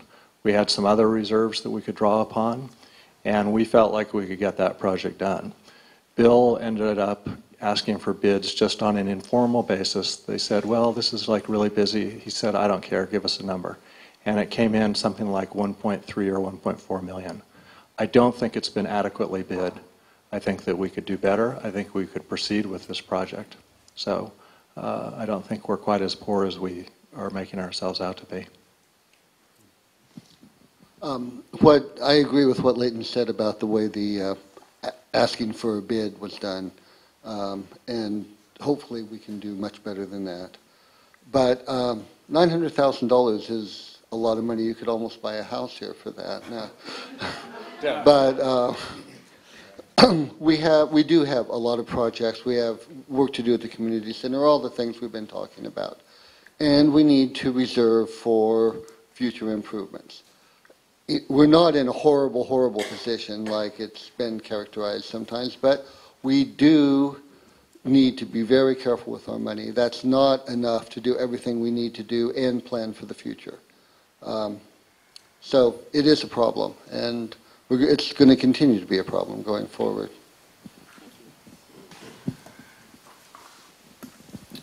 If we look at the financials of that $900,000, there are breakdowns on it that take away from the available monies. We need active reserves for just the functioning of the community, and there's money set aside for emergencies. So when you start taking away some of those figures, the numbers shrink. I do agree that we need to be very careful with how we manage the money. I think the current approach to studying what is needed on the road, getting careful preliminary estimates, then more firm estimates, putting it out to looking for contractors who are qualified to do the work, and then doing a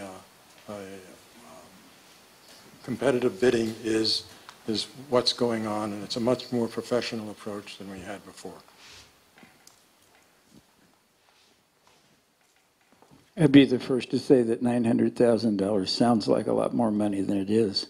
I don't think that anybody could buy anybody's house here for $900,000 these days, but I don't think that's an issue. I don't think we're talking about whose house can we buy for $900,000. We're talking about what the community needs, not the wish list. What's the community need? What do we need to come up with to run this community responsibly? $900,000 is a lot of money. We need more. It's not enough to pave Sunset and fix the community center, do a lot of things, but we have income every year too. We're continuing to build this fund. Like I said at one point, $33 is what we had in the bank. We got 900,000 now. I'm pretty much convinced that we can continue to build the war chest, do things when we have the money, and do them effectively. I don't think it's an impossible situation at all. I just think we need to be careful in how we do it, just the way we always have been in the past.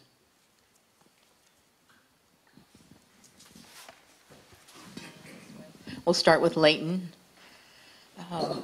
What's the importance of an audit, and do they provide adequate evaluation of the financial condition of the Muir Beach CSD? I think one of the most important things of an audit is your first audit.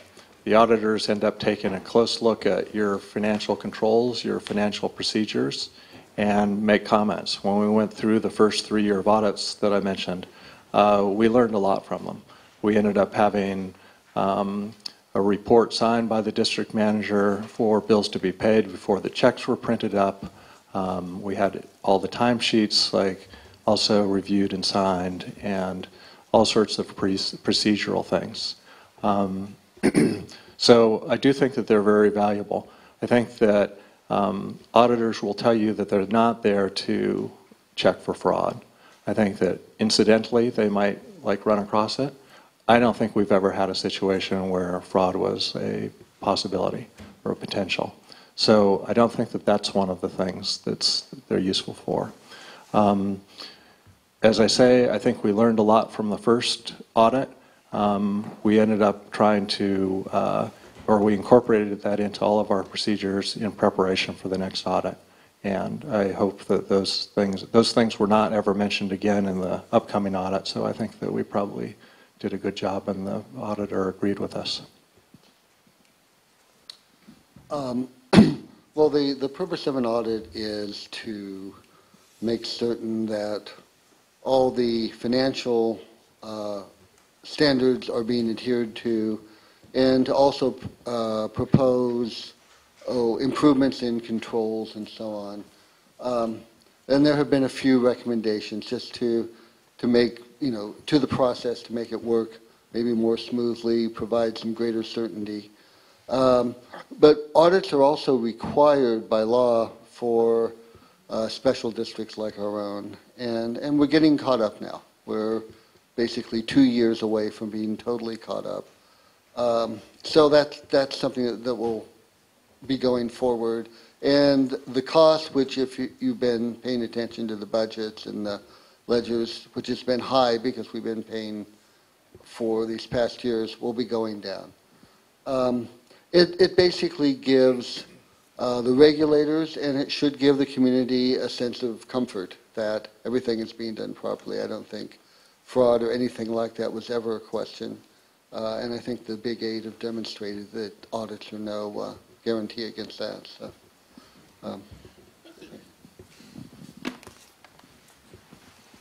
Well, it's hard to follow a financial manager in answering questions about audits, but they are a mechanism for looking at how we control our funds, whether we're following proper procedures that are follow a code that comes from the federal government, I believe. It is a state law that audits be conducted within 12 months of the previous fiscal year, every year, unless there are special conditions, which I don't think we have met. So we put ourselves at risk for additional oversight if we don't keep up with doing the audits as required. I agree that from what I've read of the audits, there's been no question of mishandling of funds or even improper usage of the methods to conduct our business.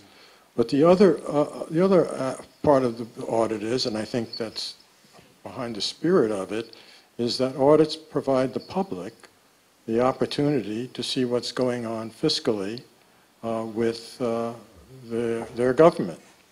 And so we haven't had that benefit for a time now, and it's revealing to look at what we come up with. There are arguments about how funds have been you transferred from one fund to another, and I think that's good. It's good that that's coming out, and to understand better how monies are being managed, and what we can do to improve our fiscal status. Audits are a necessary evil. Only evil in that we have to pay for them. We have perfectly good people that do our budgets in the community. They're honest. We do what we need to do to demonstrate where the money goes. And the auditor comes in and basically looks at our things and tells us primarily better ways to do it. They're not really in there looking for some fraud thing or anything like that. They're just trying to help us. But they're very, very expensive. And I think Leighton kind of glossed over the fact that when he was the general manager, he changed everything, all the policies that we were doing to streamline these audits so they won't cost so much money. There was an awful lot of work that went into just boring scanning document after document and putting them into the right places. So when the auditor came, we didn't use so much of their time, and we were able to get it done less expensively.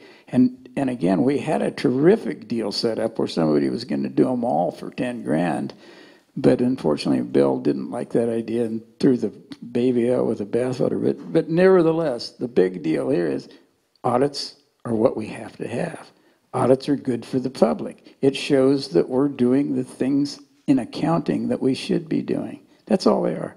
And we're going to get the rest of them done. It's just a matter of time. We've never had a problem with the auditors saying, you guys are so far behind, we're going to sue you. That's not happening. What happens, they've always been very cooperative. We've really worked well with them in the past, and we'll continue to do so in the future, but we're going to have them. Thank you. Let's go around this way. Yeah, so I agree with pretty much with what everybody has just said. Audits are required by law. It's illegal, actually, for us not to, for the board not to supply them on an annual basis to you, the taxpayer, so that you know what's being done with the money that you've paid, the taxes that you've paid. And they're also really great for the public to see if there's any financial issues that are coming up, so they can be caught ahead of time and can be shifted. I want to second also that there is no question at all that there was any fraudulent activity going on with the movement of $350,000 from the general fund to cover losses on the water. But that's a policy decision that the public should know about and should approve, actually. Because maybe it's not good policy to do that. Maybe we disagree with that policy. An audit is an opportunity for things to come up to the surface, for us to have a discussion as a community, for us to agree. It's government oversight. It's government for the people, by the people. It's a good thing.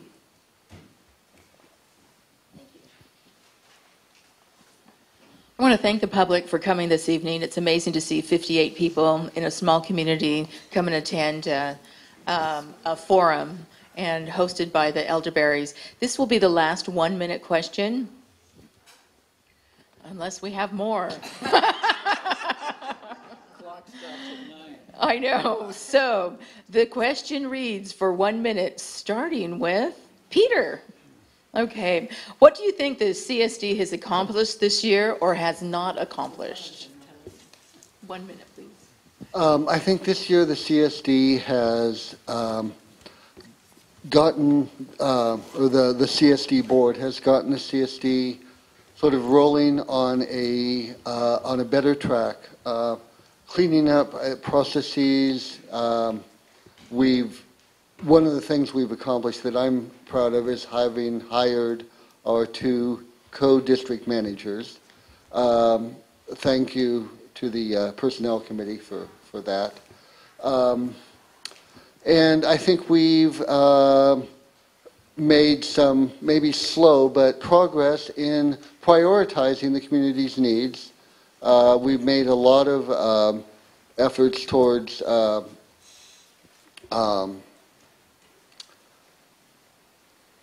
I don't know, I guess prioritizing is the word I want, the different projects and identified things we need to work on. It takes a while to sort of turn even a small ship like ours and get us going down the right track, but I think we're getting there. So. Thank you. Well, I think the past 2 years, the Board of Directors has accomplished quite a bit considering what they've had to face over this period of time with the transition of having to hire new district managers, put together a new water management team, and deal with the budget as it had been constructed. The new budgeting process, I think, is one in which we as laymen can understand much better, and so we know and have a much better idea how our monies are being spent, and to be able to, a typical person can review the budget and see that. So, and putting personnel policies in place that will be lasting for quite a while, I would hope, that have to do with the policies of how employees are to be hired, treated, reviewed, establishing more detailed district manager and other positions. All of these have been significant contributions. Could you do that question again? I'm curious. I think wasn't it? What has the board accomplished in the last year? Has accomplished or has not? It has not in the last year. Oh, it's easy for me in a minute because I don't think there's really been enough things. But I do agree that the board has done some serious or made a serious effort to work on primarily protocol and process. And I think that there's a lot of good in that. I think they have. I think that there's been a shortage of action items that have been primarily a problem with the idea of that you can only stay till 9 o'clock and then we have to cancel the meeting or stop the meeting. And I don't think that's very effective. I think that the board has maybe would be better off prioritizing what has to get done and get those things done early and maybe not to end up maybe not getting as many things done. But I think a lot of what the current board has done is good in the process side. I think that's been good.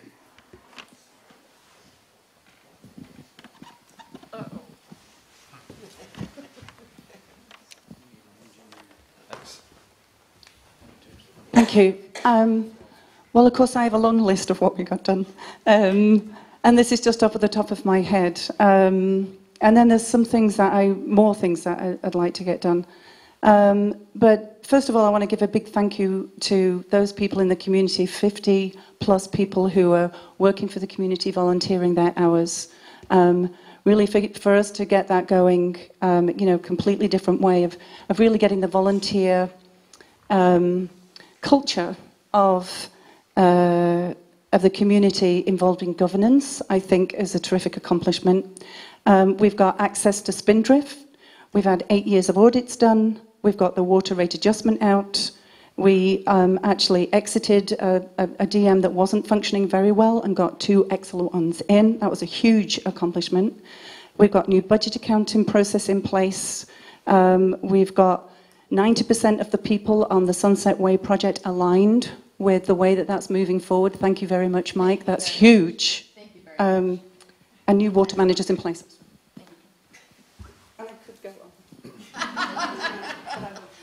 I am most happy with Mary Haley being hired as district manager. I've been a proponent of hers from the very first round.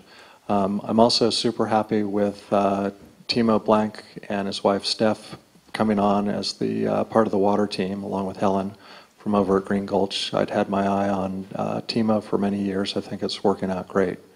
I think that we have learned a lot in this year in terms of involvement from committees and how things work and how things don't work so well. And I think that Linda's list of accomplishments is real. But I'm most happy about the personnel that we have now involved, and I think we'll go from here. Well, we're on to our closing 1-minute statements. And I want to remind you that the League of Women Voters sponsors a nonpartisan website called votersedge.org. And as many questions as we've had today, we have those along with those that were given to me this evening that can be posted on Voters Edge website. And we invite all of the candidates to prepare a page, and we'll send you a link to do so with these questions included. So now we want to remind you that National Voter Registration Day is September the 26th, and anyone that you know who's not registered to vote, who has moved or has moved into your neighborhood, is required to fill out a new voter registration card. And you can take some. We have some on the near the door. You can take those with you or fill one out tonight. We want to remind you that the last day to register to vote is register to vote is October the 23rd, 2 weeks before the election. And we also want to remind you that here in California, we have a new legislation that's been passed, and that is same-day registration. So you can go to the Registrar of Voters office at the Civic Center, room 121, register to vote, as well as vote the same day, provisionally. So, provisionally. No, not provisionally. Oh, pardon me. Not provisionally. You can go to after the deadline, you can go to the registrar's office, register to vote, and vote the same time. And vote the same day. Even on election day. And that's brand new. Yeah, brand new legislation. So in our 1-minute closing statement, we'll start in reverse order, starting with Steve. And in your 1-minute statement, we'd like you to address your top 3 priorities that you feel are most important to the district in functioning better. So I'll give you pass the microphone. That's pretty good. I wish I could condense my first statement, since I said my 3 priorities are. But I love this community. 29 years of experience on past boards. I've learned a lot. Made some hopefully non-repeatable errors, but always gave everyone a chance to be heard and always kept the finances at the highest level. When I started the Muir Beach Board, as I said earlier, with Ailey Schutz, Leva Wine, Warren Myers, and Fran Coney, we had the $33. We brought it up to almost $1 million. I got 30 seconds left. After building a state-of-the-art, earthquake-resistant water tank that's probably unparalleled in any community, I hope you'll vote for responsible financial decisions and the opportunity to have everybody heard. Thank you all so much for coming.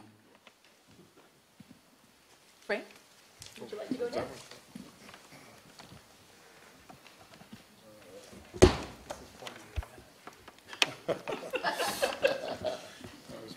Worried about that. Well, this is an important election in the life of Muir Beach. We are faced with projects that need doing. These projects will be costly and will stress our financial resources. Careful fiscal management is needed. Significant progress has been made by the current board the past 2 years by setting in place the tools to take on these challenges. We have a clear choice in this election. Do we want to continue with the approach of sound fiscal policy and oversight, community involvement and openness, shown by the current board, or return to the management methods and style of the past? I have years of experience in government, in leadership, and working on boards and committees that successfully reached complex goals. I want to be part of a team that accomplishes the job in our community faces in an efficient, cost-effective, and timely way. I'm asking for your vote so I can contribute to this goal. Thank you. Linda? No, it's Oh, Peter. pardon me. Peter. I think one of the most important things that I want to see happen over the next year is to continue to hone our budget process. I think we made great improvements with that last year, in addition to the hiring of the district managers and the water team. And I'd like to continue to hone the prioritization process in terms of how we spend our district money and what we really focus on doing. And then, as Steve said, I think we want to make sure that the community's voice is heard on all of these issues and it's taken into consideration and part of the mix for the decisions the board makes going forward. Aside from all the things that we think that we are, what we are primarily is a water board.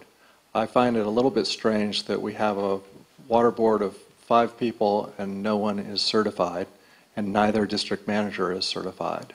I got certified when I was district manager. Maury got certified when he was district manager.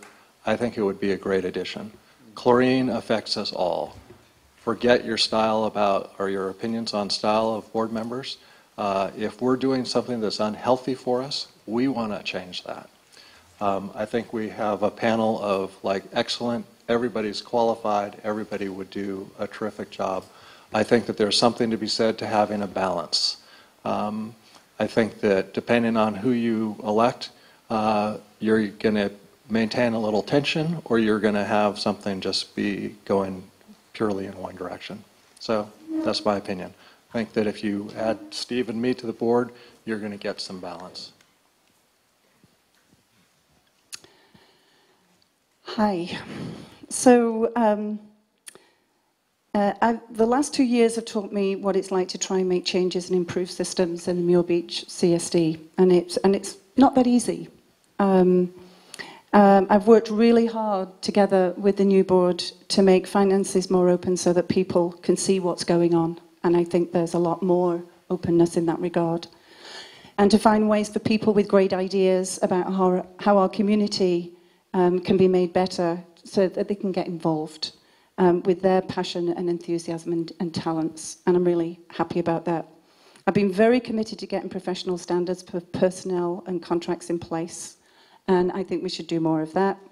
And all of these to ensure that the projects we face can be done more efficiently and more effectively. I think we've got work to do. I'd like to get more of that low-hanging fruit. I'd actually personally like to be moving forward much faster, but we've been getting the systems in place in order to do that. So again, we've been getting our cross-country skis on, and I'm looking forward to going forward faster now. Thank you everyone for coming. We appreciate your time. You can find this video on lwv.org, and we thank the Community Media Center of Marin for videotaping this evening. And you can also find more information on votersedge.org. Have a good evening.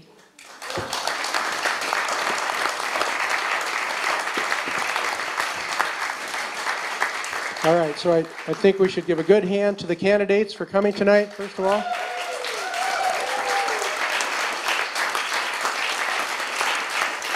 And also to the League of Women Voters, volunteering for tonight. And definitely to the Elderberries for putting this on tonight. And don't forget, these candidates are your neighbors. You can still ask them lots of questions, not in this forum. So, do it.